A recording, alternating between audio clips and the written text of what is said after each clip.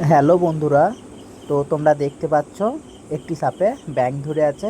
ব্যাঙটিকে খাওয়ার জন্য আহার করছে। তো এই সাপটি আমাদের সবারই খুব চেনা পরিচিত সাপ। সম্পূর্ণ নির্বিষ, বিষহীন সাপ। এটা জল ঢোঁড়া সাপ একদম।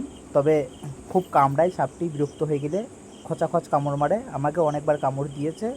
তো যেটা ভাবার বিষয়, সাপের থেকে দেখা যাচ্ছে ব্যাঙটি বড় হয়ে গেছে। সাপের থেকে ব্যাঙটিকে বড় লাগছে।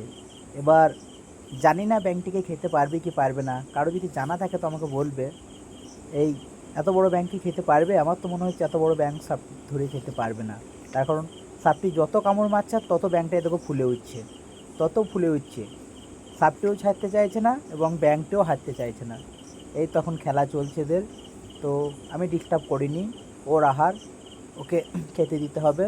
আর ও যদি বাঁচতে চায়, ওর কপালে যদি মরণ না থাকে, তো ঠিক বেঁচে বেরিয়ে আসবে। এখানে আমার কিছু বলার নেই। তো তোমরা দেখতে থাকো বন্ধুরা। এই যে কত বড় জল